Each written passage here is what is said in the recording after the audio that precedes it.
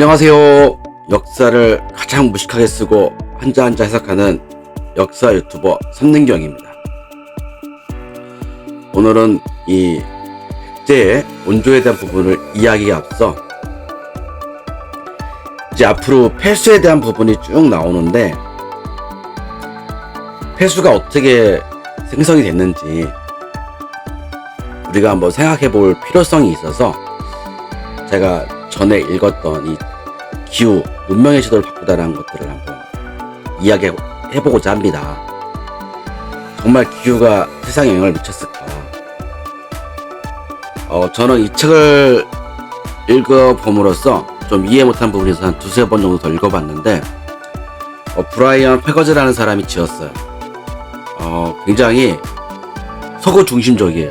이 모든 책들이 그렇듯 서구 중심적이에요. 이 자기네들의 고대사가 최고고 자기네들이 생각하는 부분들이 최고다라고 생각하는 어떤 그 역사의 기후에 관한 권위자 중에 한 사람인 것 같아요. 못됐어요.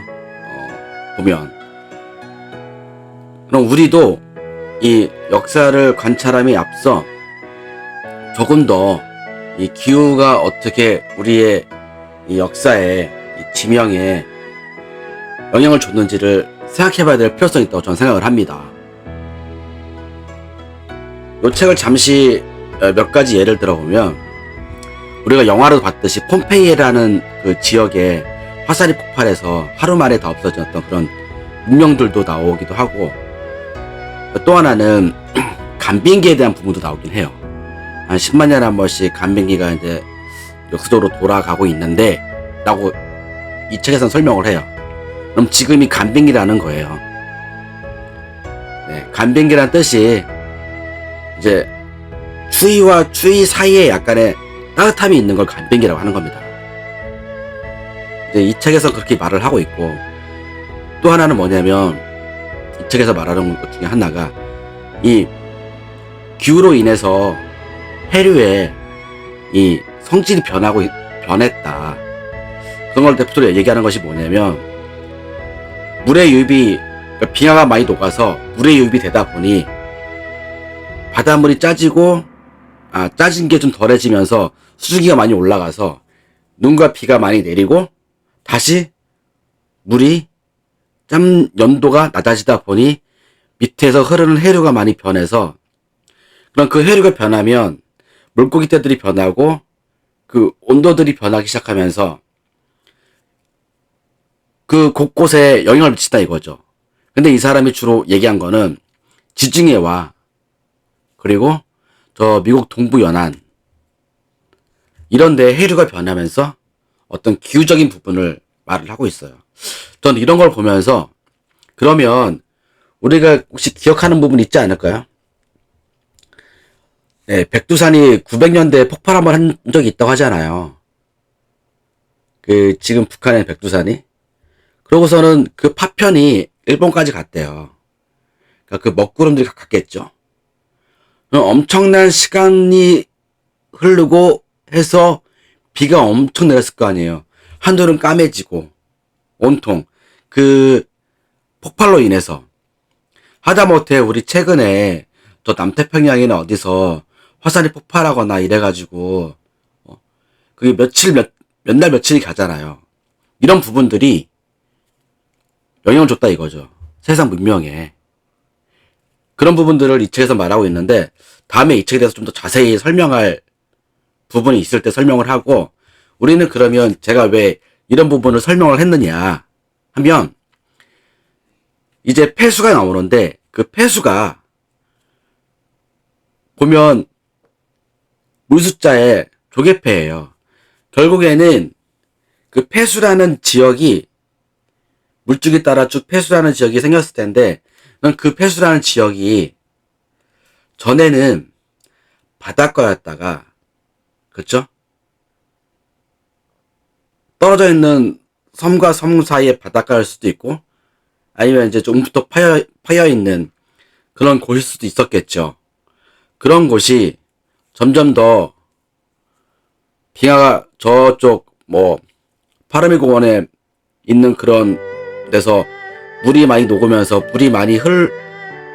녹으면서 기온이 올라가고 그러면서 물이 흐르면서 해수면이 올라가니까 점점 더 섬으로 만들어지고, 그리고 원래 바닷가였었는데 해수면이 또 올라오니까 점점 더 이제 그 땅들이 축소되기도 하고 넓어지기도 하고 뭐 이런 부분들이 많이 생겨난 것이 아닌가. 그 지역이 지금 우리가 알고 있는 저 중국의 산동 지방 쪽의 그 부분 쪽이 아닌가 저는 싶은 생각이 들어서, 지금 북경 밑에 쪽에 이 부분들을 보면 땅이, 그러니까 해수면이 올라오고 하다 보니 뭔가 이 지형이 변화한 거라고 생각할 수 있는 부분이 굉장히 많잖아요. 저는 이런 부분에서 분명히 이런 문명의 부분에 대해서 변화가 있었을 거다라고 생각을 해서, 폐수가 앞으로 이제 계속 나오는데 이 부분을 설명을 하려면 이런 기후 부분이 좀 필요하다라고 생각이 들어서 오늘 잠깐 선생님들과 얘기하고 싶어서 이 이야기를 한번 해봤습니다. 자, 이제 오늘 본격적인 주제 한번 해보겠습니다. 전 시간에 무예까지 했잖아요. 어찌 감히 이거냐 라고까지 했고, 이제 밑에 이제 그 유자, 변할 투자까지 나오면서 해석을 해보면 화하고 좋아했던 것이 변할 수 있느냐, 이런 부분을 지금 얘기하고 있는 거예요. 이게 지금 어디와 관계된 내용이냐면 낭낭과 관계된 내용이에요. 그러니까 이 책을 삼국사기 지금 여기 온조에 관한 부분을 좀 백제봉기를 읽다 보면 제가 이제 더 뒤에를 보면서 해석을 해서 이제 그러면 그 전에 생각했던 낭낭의 위치와 여기 요 부분에는 요번에 그런 부분이 나와요. 전에 맨 처음에 생각했던 낭낭의 위치와 요 부분을 읽고 난 다음에 낭낭의 위치가 이제 바뀌었다는 부분을 제가 말하고 싶어서 지금 얘기하는 부분인데, 뒤에 보면 또 읽으면 마땅히 만약 그 맡아서 하는 일이 의심할 수 있느냐, 만약에 맡아서 하는 일이 믿고 강하여 우리 지금 스승사인데 스승사가 스승을 날한다면 지금 법칙직 아니면 이제 고직이라고 해야 되는데, 곧 작은 소국이 또 있어야, 가지고 있어야 한다는 소리를 있는데 있을 이유를 제가 나중에 해석을 하면 들어서 가지고 있는데 해석이 되겠죠. 이 부분까지는 여러분이 이해하실 거예요. 지금 이게 낭낭에 관한 부분을 지금 서로 얘기하고 있는 부분을 지금 마지막으로 얘기하면서 저번 시간에 못 끝낸 부분인 거죠. 그러면서 그렇게 소국이, 그러니까 지금 한나라 옆에 백제가 있는 거예요. 그러면서 지금 소국이라고 하는 거예요. 지금 자기가 이로 말미암아 더불어 낭낭과 화하는 것을 잃었다. 지금 제가 여기 보면 봤듯이 지금 길게 뻗은 게 저는 황하고, 지금 그 다음에 이렇게 니은자로 내려오는 게 황하고, 밑에 오는 거를 저는 폐수라고 하는데 폐수가 아니고, 그러니까 저는 그렇게 폐수라 생각했었는데 폐수가 아닌 것 같아요. 계속 읽다 보니까요. 그리고 낭낭이 저 가운데 있다라고 생각을 했는데 이제 뒷장 넘어가면 이제 다른 쪽에서 이제 낭낭의 위치가 발현된 걸 볼 수 있고, 말갈의 위치는 바로 이 강 위에인 것 같아요. 그리고 백제 위치가 여기 맞는 것 같고, 거기가 지금 하남 위례성인 것 같아요. 그리고 제가 연필로 이렇게 칠해놓은 게, 저게 지금 밑에로는 항아가 흐르고 폐수가 이제 그쪽으로 흘러가는 부분 같아요. 네, 그러니까 지금 제가 폐수라고 적은 부분은 폐수가 아닌 거예요, 생각해요. 이건 또 다른 강인 거죠. 그러면 백제에서는 이 강을, 그러니까 연필로 칠해놓은 밑에 그 빨간색 이 강을 한수라고 했던 것 같아요. 한수. 여기서만 읽어보면 이렇게 지도를 그려본다면 이런 부분을 말할 수 있어요. 자, 보면 10년, 가을 9월에 왕이 나와서 사냥하여 얻은 신록. 신록 저번에 어디서 한번 나온 적이 있죠. 네. 이 신록, 사슴과 같은 하여튼 뭐 신록을 마한에 보냈대요. 그럼 마한이, 요즘 두 가지 생각할 수 있죠. 한나라가 컸는지, 마한이 컸는지. 그러니까 마한 부족이 더 컸을 수 있는 거죠. 여기서 지금 글을 읽다 보면, 이 한자를 읽다 보면, 우리 다 배제하고, 좀 삼국사에 관한 것만 딱 가지고 이야기를 해보자는 거예요. 그러니까 선생님들 많은 지식 있는 거 알아요. 하지만 그냥 여기에 관한 지금 여기에서 관한 것만 삼국사기 여기에 있는 가지고 있는 것만 가지고 이야기를 하면 지금 소고개라고 하는 거는 백제긴 한데 그러면 백제를 소고개라고 하고서는 놔둔 게 마한한테 버렸다고 생각한다면 마한도 큰 나라고 한나라도 큰 나라였던 것 같기도 하고 그렇죠? 백제에 비하면 그렇죠? 꽉 찬 10월에 말갈 도적 말갈 도적이 도적구예요. 이것도 좀 생각보다 쉬운 단어는 아닌 것 같아요. 한자가 점점 더 한자 많이 여러분 공부하고 계신 거죠. 이 몇 번 계속 보다 보면 한자 금방 외워지는 것 같아요. 저는 쓰고 또 여기다가 동영상에 또 쓰고 하다 보니까 너무 금방 외워지기도 하는 것 같기도 해요. 말갈 도적이 북쪽 지경에 있어 왕이 병사 200을 그렇죠. 200을 보내서 싸움을 막아 전쟁을 막아서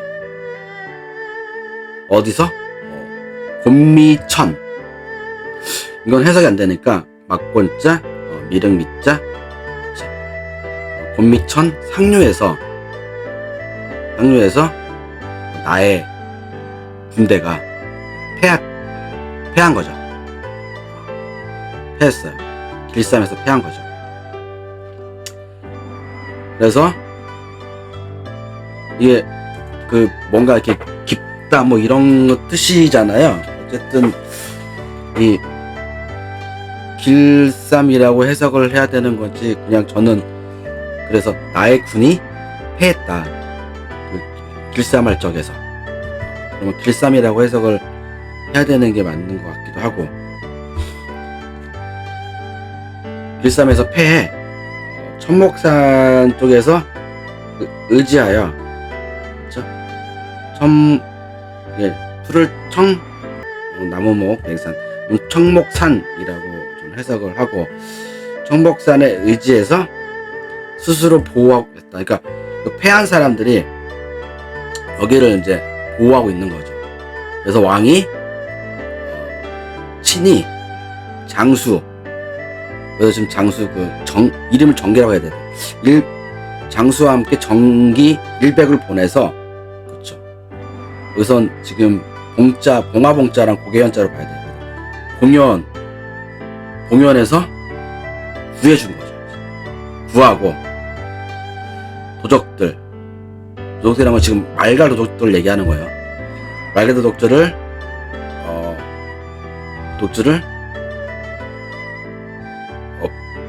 보고선 말갈 도적들이 보고선 패해서 물러났다.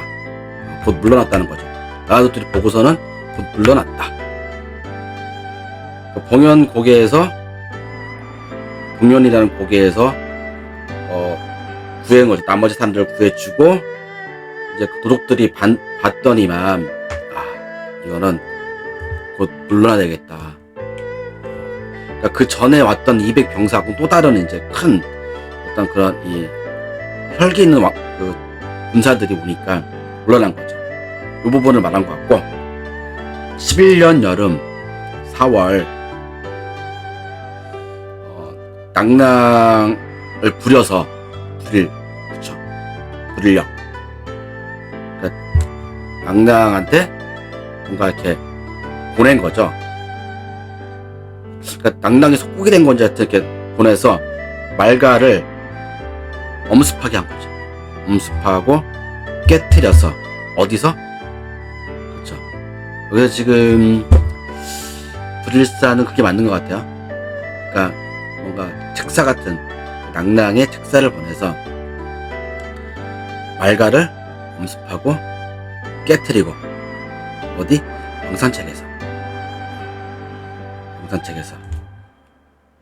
그리고 한 100여 명을 죽이고 노락질을 한 거죠. 요 부분이 이제 지금 11년 4월에 그 낙랑군으로 하여금 이렇게 만들어진 한 일이고, 7월 가을에는 설독산 구천 양책, 그러니까 설독산 구천 양책이라는 그 변방엔 또 낙랑의 길이 나 있었다라고 지금 여기 나와 있는 거죠. 그러니까 지금 우에서는 지금 저는 낙랑이 강 우에 있다라고 생각했는데, 이 글을 읽다 보니 낙랑이 옆에 있는 거예요. 그건 이따 제가 다시 한번 지도를 그리면서 한번 설명해 드릴게요. 그러니까 전장에서는 낙랑이 위에 있다 생각했는데 그게 아닌 거예요. 이건 지금 백제 초기 때 말하는 거예요. 늘 변할 수 있는 부분인 거죠. 자, 13년 봄 2월에 그러니까 왕의 도읍이 노구와의 남자. 좀 약간 저는 잘 모르겠는데, 노인 노자, 할머니 구자, 노구, 대로와자, 노구화. 그러니까 왕도 노구와 남자. 5 호랑이가 성에 입성했다. 5호 입성. 요 말은 제가 그러니까 뒤에 뭔 말을 설명하기 위해서 그 말을 한 것 같은데, 앞에 이 노구와 이 부분은 잘 모르겠어. 지금 왕의 엄마 소선호겠죠? 소선호가 죽은 거예요. 나이가 61세. 혁거세가 서거하고 지금 13년이니까 약 한 14년 정도 뒤에 소선호도 죽은 거네요. 소선호가 한 8년 많다고 했죠. 그럼 소선호가 한 20년 더 산 거네요. 하여튼 60세 돌아가셨고, 그해 여름 5월 왕이 신하에게 일러서 국가 동쪽에 낙랑이 있고, 거봐요. 지금 북쪽에 말갈이 있어서, 자, 선생님들 여기까지는 일단 해석이 되시죠? 네. 자, 일단 제가 펜을 들고 조금 더 이 지도를 한번 그려보려고 준비를 하고, 좀 침노하고 앞지르고 굳세고 이 지경을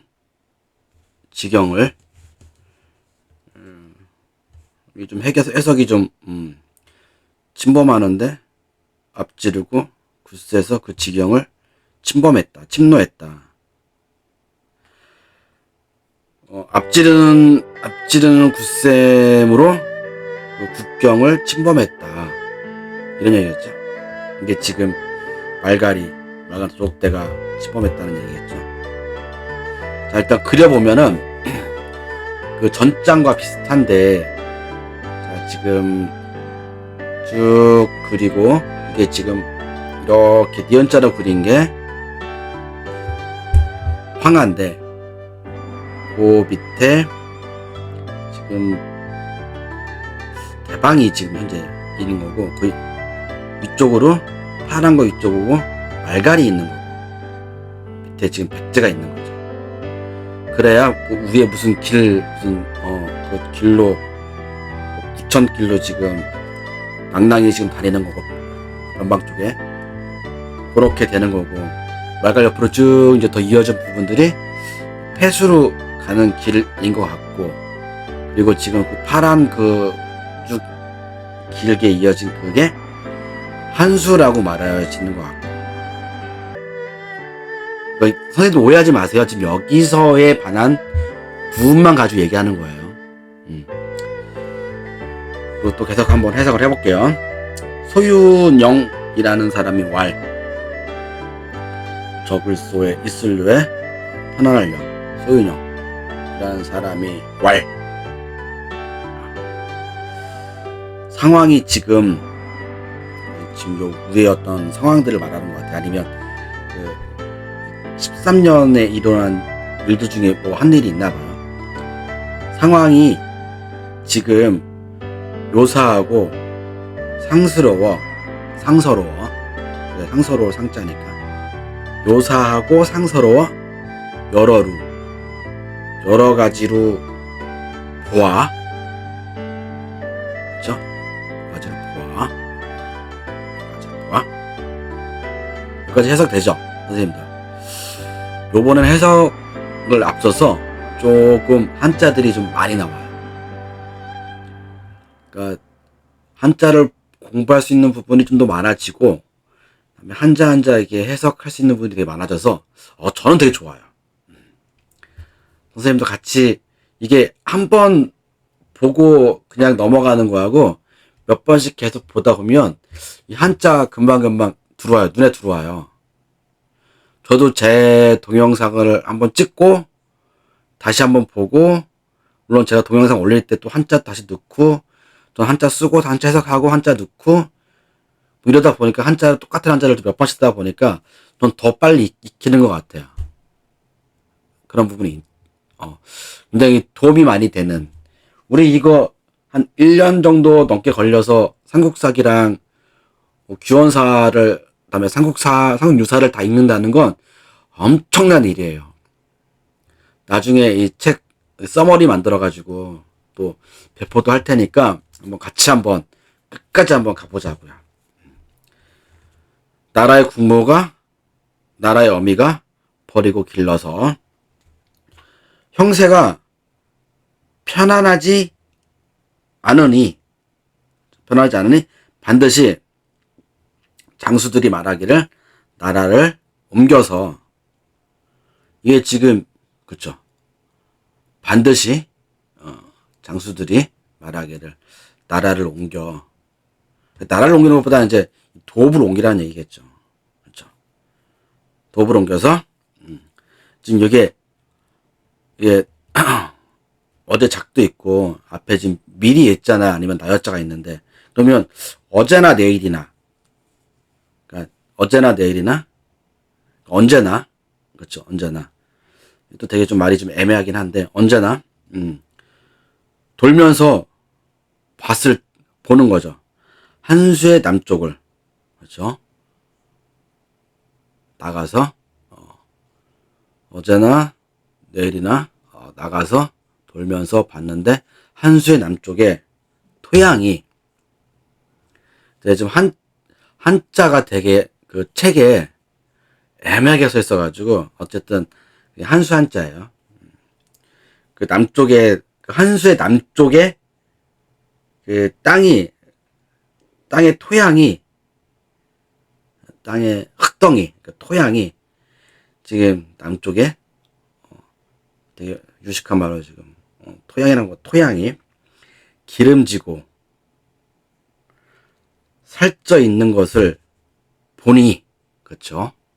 쭉 이 문맥의 해설상 살찔 유자도 생각보다 어려운 한자이시니까 선생님들 한번 이제 계속 공부하시면서, 기름 고자와 살찔 유자는 지금 요거 하면서 한 20여 편 만들면서 지금 거의 처음 나오는 단어들이거든요.